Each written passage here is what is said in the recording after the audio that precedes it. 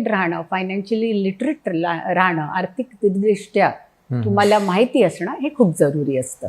बरं, आर्थिक नियोजनाची इतकी साधी सोपी सरळ व्याख्या तुम्ही सांगितली, जी सर्वसामान्य प्रेक्षकांनाही कळलं असेल, तो कुठल्याही स्तरातला असू देत. आर्थिक नियोजनामध्ये गुंतवणुकीचं महत्व किती गरजेचं आहे? आपण इन्व्हेस्टमेंट्स बोलतो, कुठे इन्व्हेस्ट करायचं? जसं तुम्ही आता मगाशी एक उदाहरण दिलं की जहाज भरकटत जातं, आयुष्यही भरकटत जातं की पैसा आला तरी ते जर आपण व्यवस्थितरित्या गुंतवणूक केलीच नाही तर गुंतवणुकीचं नियोजन साधारण कसं असायला हवं असं वाटतं? मला वाटतं जसं आपण सॅलरीज अर्न करतो, राईट, तर आपले आधी आपण पाहायचं की आपलं इन्कमिंग किती आहे. ते समजा तुमचं इन्कमिंग 100 रुपये आहेत, त्याच्यातले 50 रुपये मोस्टली ॲव्हरेज माणसाचे आपले रेग्युलर खर्चात जातात. बरोबर, रेंट्स, फूड आयटम्स.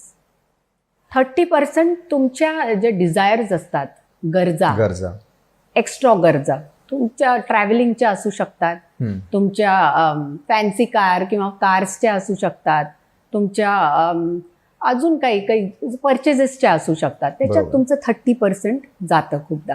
पण मिनिमम 20% तुम्हाला जे आवक येतं त्यात 20% तुम्हाला वेगळं ठेवणं जरुरी आहे. कारण त्यातनंच तुमची पुढची जी स्वप्न आहेत ती पूर्ण होणार. आणि पुढची कशी स्वप्न असू शकतात तुमची? शॉर्ट टर्म, मीडियम टर्म आणि लॉंग टर्म. तर शॉर्ट टर्म स्वप्नांसाठी एक सर्टन इन्व्हेस्टमेंट पॅटर्न असू शकतं जे 1 to 3 इयर्स आहेत. बरोबर. 3 to 5 इयर्स साठी वेगळं इन्व्हेस्टमेंट पॅटर्न असू शकतं. 5 to 7 इयर्स अँड बियॉन्ड एक वेगळं इन्व्हेस्टमेंट पॅटर्न असू शकतं. लॉंग टर्म, शॉर्ट टर्म तर नक्कीच तुम्हाला सेव्हिंगमध्ये ठेवावं लागेल ते, किंवा FD करू शकता तुम्ही ज्यात तुम्हाला पेनल्टी न लागो अशा FDs, किंवा लिक्विड फंड्स घेऊ शकता. मीडियम टर्म मध्ये तुम्हाला करायचं आहे तर तुम्ही सगळ्यात सेफ म्हणजे इक्विटी लिंक SIPs करू शकता. जे स्वतःच तुमचं ते 20% जी सेव्हिंगचं आहे ते काढून घेऊन जाईल तुमच्या खर्चाच्या आधी. तर हे जरुरी आहे की तुम्ही खर्चाचं तुम्हाला प्रलोभन व्हायच्या आधी ते कट होऊन जायला पाहिजे अकाउंटमधनं. तर इक्विटी लिंक सेव्हिंग स्कीम्स, किंवा लॉंगर टर्म आपण विचार केला असेल तर पब्लिक प्रॉव्हिडंटचा विचार करू शकतो. आणि असे खूप सारे असे वेगवेगळी वाहनं आहेत, व्हेकल्स, ज्याच्यानं तुम्ही आपले अल्ट्रा लॉंग टर्म आणि लॉंग टर्म गोल्स खूप चांगल्याने, जे इन्फ्लेशन रेट आहे ते त्याला त्याच्या पुढे निघून त्याचे रिटर्न्स कमवू शकतात. बरं. तर मेनली त्याचं डिव्हिजन असतं डेट रिलेटेड. डेट असतं ते फंड जे सिक्युअर असतात.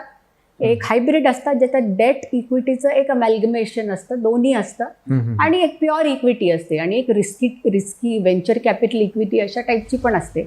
पण स्टार्टर्स किंवा आपल्यासारख्या लोकांसाठी डायरेक्ट इक्विटी मार्केट पण नाही केलं तरी चांगले म्युच्युअल फंड्स किंवा चांगले SIPs ते आपण केलं तर एक सिक्युअर रेग्युलर आपल्या अकाउंटमधनं कट होतं आणि ते आपल्याला मिळत राहतं जेव्हा पाहिजे तेव्हा. बरं, मगाशी तुम्ही एक छान उल्लेख केला, तो म्हणजे स्वप्नपूर्ती संदर्भातला. प्रत्येकाचं काहीतरी स्वप्न असतं आयुष्यामध्ये करण्याचं, मात्र ती